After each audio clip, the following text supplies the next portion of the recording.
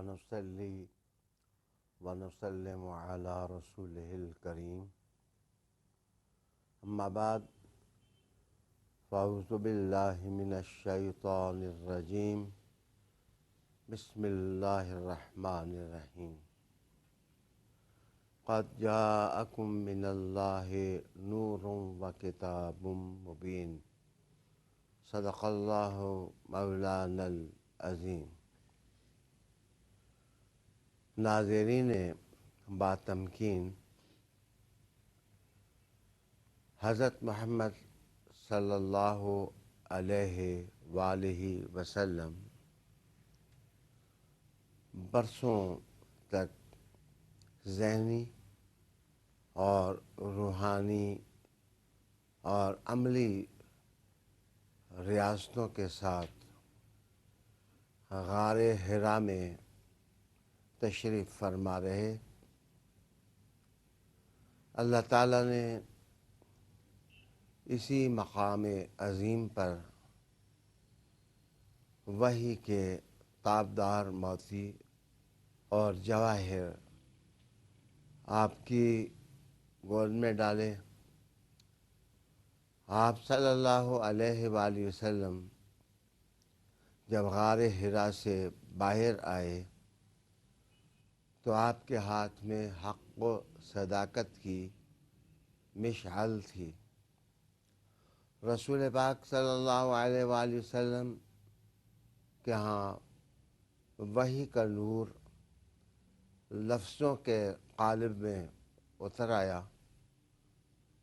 رنگ برسائے گئے اور روشنیاں رسول پاک صلی اللہ علیہ وآلہ وسلم کے وسیلہ سے انسانیت کا مقدر بنی۔ مطلع تہذیب پر گویا نقاش فطرت نے گل پاشی کی۔ رسول کریم صلی اللہ علیہ وآلہ وسلم کی آمد اور بعثت ہوئی تو کتاب مجید نے اس کا نقشہ کھینچا۔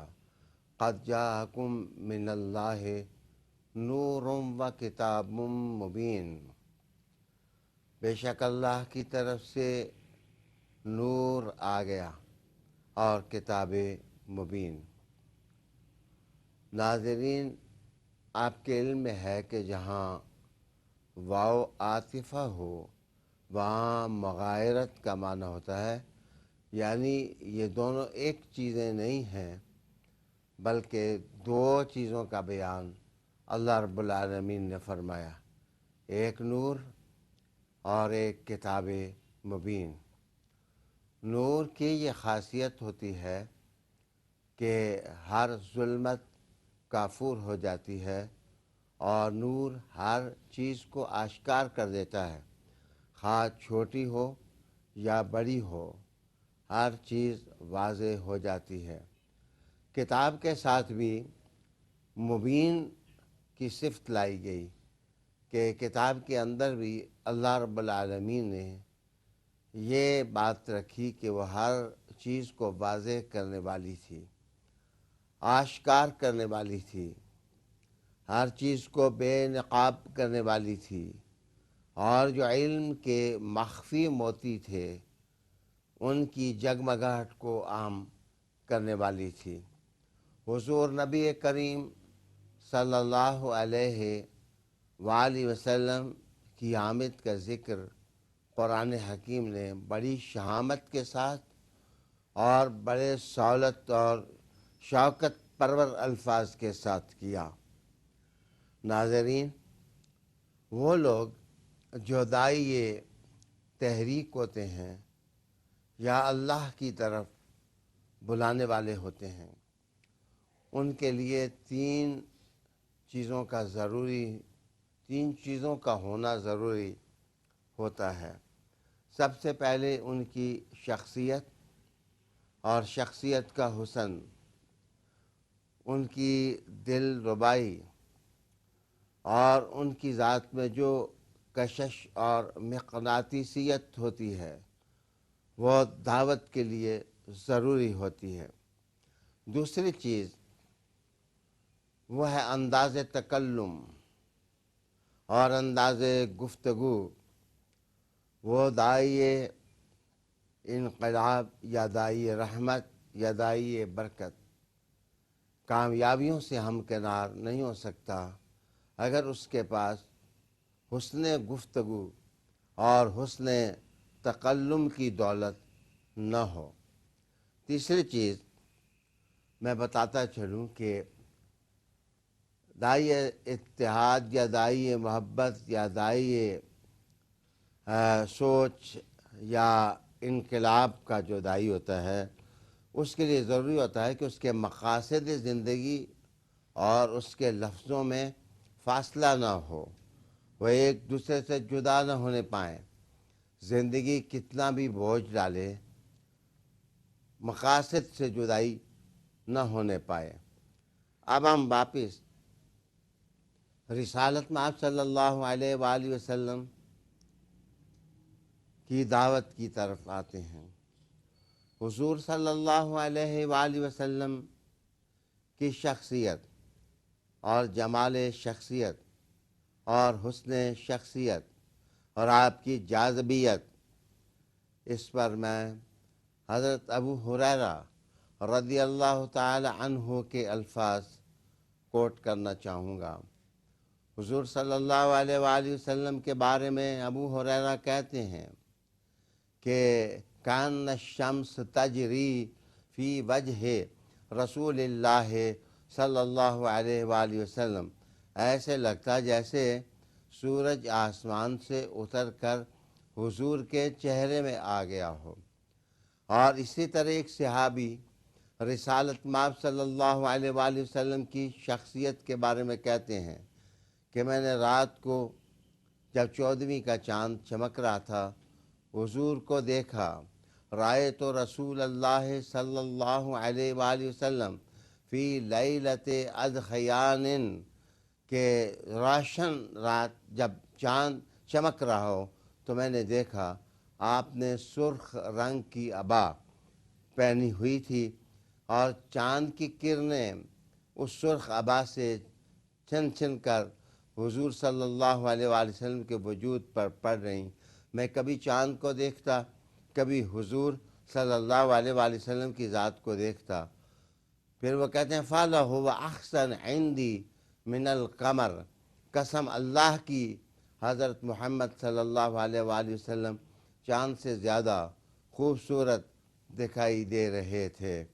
میں عرض کرتا چلوں کہ صحابہ رضی اللہ تعالی عنہ اجمعین جس وقت حضور صلی اللہ علیہ وآلہ وسلم کی شخصیت کے بارے میں کوئی بات کریں تو اس میں کذب نہیں ہوتا، اس میں مبالغہ آرائی نہیں ہوتی، اس لیے کہ صحابہ کے بارے میں امت کے علماء کا اتفاق ہے کہ حضور صلی اللہ علیہ وآلہ وسلم کے صحابہ کلہم عدول، سارے کے سارے ہی عادل تھے.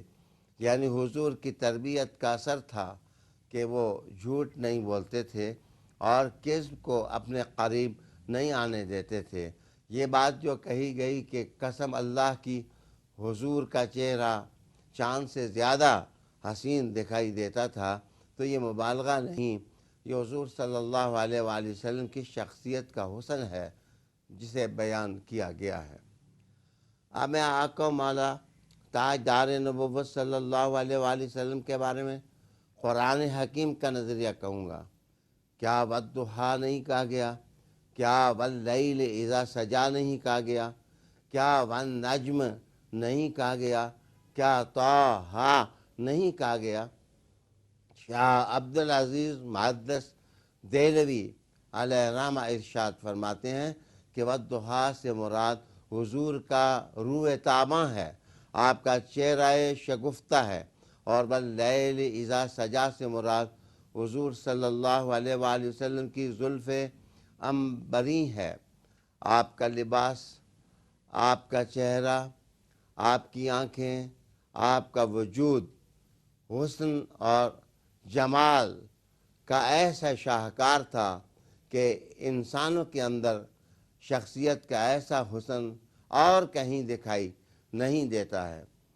میں نے عرض کی کہ ایک دائی کے لیے 3 چیزوں کا ہونا ضروری ہوتا ہے: اس کی شخصیت کا حسین ہونا، اس کے بعد میں عرض کروں کہ دوسری چیز ہے وہ انداز تکلم اور انداز گفتگو، اس کا حسین ہونا۔